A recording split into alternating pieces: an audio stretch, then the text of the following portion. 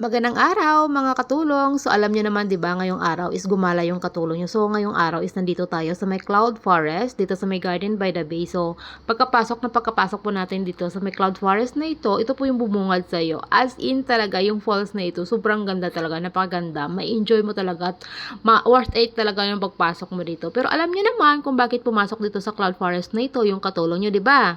Dahil gusto lang naman na suportahan ng katulong nyo yung ating kulturang Pilipino na nakadisplay po dito sa loob ng Cloud Forest na ito. Kasi po, yung ating bansa ay isa po sa napili ng bansang Singapore na makapag-display po dito ng ating kulturang Pilipino sa loob ng Cloud Forest. Yung Cloud Forest po ay makikita po dito sa may Garden by the Bay. Isa po siyang tourist attraction dito sa Singapore. O diba, napakaswerte po talaga ng ating bansa. Kasi makikita po kasi ito ng buong mundo yung ating kulturang Pilipino dahil sa marami po ditong pumapasok na mga turista. Naka-display lang po talaga ito, malapit lang po talaga sa entrance ng Cloud Forest. So, madadaanan po talaga ito kung tayo po iikot papunta po sa ating next destination or next attraction dito sa may Cloud Forest na ito. So, nandito na tayo. Welcome to the Bay Garden by the Bahay Kubo, a Fiesta of Orchids. Kasi nga, sobrang dami talaga ng mga orchids na dinala dito. Galing po sa may Pilipinas. As in, sobrang ganda po talaga, promise. Kaya, tulong-tulungan po tayong magsuportaran dito yung ating kulturang Pilipino. So, every shares po sa vlog ko na ito, counted po. O, diba talagang pinipilit ko pa talaga kayo. Pero alam ko naman ha, na konti lang kayo nanonood sa may vlog ko. Kaya sa mga talagang, ano ko dyan, vivid followers or vivid viewers ko, pakishare nyo na lang po sa ang vlog ko na ito para po masuportaran po natin yung ating kulturang Pilipino na nakadisplay po dito sa may Singapore. O, diba? Tingnan nyo, sikat pa yung kalabaw. Kasi nga, nandyan yung kalabaw. Mabuti nga na lang, hindi yung katulong nyo yung nakadisplay dyan kasi yung mukha niya kasi parang kalabaw. O, diba?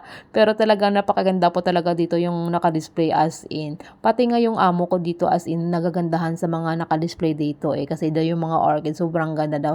Hindi lang naman yung mga orchids, halos lahat po na nakadisplay po dito sa may Cloud Forest na ito as in gustong gusto rin din ng amo ko. Kaya talagang lahat po magugustuhan, diba? Kasi sino ba naman yung hindi nagugustuhan sa ganitong kagandahan na nakapag-display dito? O, pero talagang proud lang talaga yung katulong nyo bilang isang Filipina. O, diba? Ganun! So, sa mga vivid supporters ko dyan, viewers, alam ko naman na supportaran nyo yung katulong nyo na ipalaganap sa buong mundo yung ating kulturang Pilipino na nakadisplay dito sa loob ng Cloud Forest sa may Garden by the Bay, Singapore.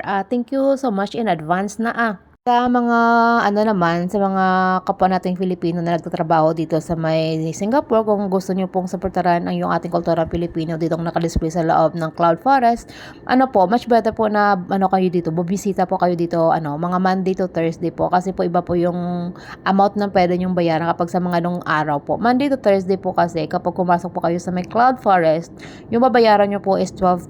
Pero kung dalawa po yung pasukan niyo sa Flower Dome at saka yung Cloud Forest is $20 po yung babayaran nyo. Pero kapag kasi Friday to Sunday, may kamahalan po yung ticket. Di ba?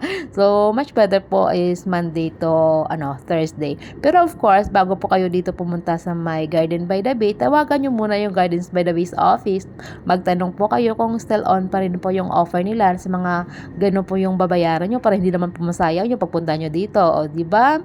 So, of course, tapos dyan, super proud talaga yung katulong nyo kasi nga sa mga halos kasi na kumukuha dyan ng picture, dumadaan dyan, as in makikita mo talaga na na-enjoy talaga sila sa mga nakadisplay po dyan sa ating nanggaling po talaga sa ating bansa. So, of course, bilang isang Filipino, super proud talaga yung katulong nyo, di ba? So, ngayon, papaakyat po tayo dito. Kasi actually, papunta na tayo doon sa may next destination natin. Pero, pag-akyat mo dito, dito mo banda makikita yung iba pang mga orchids dyan at saka yung ating Philippine Eagle na nakadisplay po dito banda. O talagang daanan po talaga yung pinag-displayhan ng ating kultura Pilipino dito sa loob ng Cloud Forest. So, talagang hindi talaga ito mamimiss ng mga lahat na pumapasok dito. Kaya see you na lang sa susunod ko na may vlog ha. Kita yung kasi yung next destination ko is nasa Cloud Forest pa rin din po tayo, o di ba? Pero sa totoo lang nga, Flower Dome po yung unang pinusukan ng katulong nyo. Pero dahil nga sa excited siyang i-share sa inyo yung mga naka-display dito na galing talaga sa ating bansa. So talagang inuna niya itong i-vlog para po sa inyo, para po ma-share ko po sa inyo kung ano po yung kaganapan ng pumasok po tayo dito sa loob ng Cloud Forest na ito.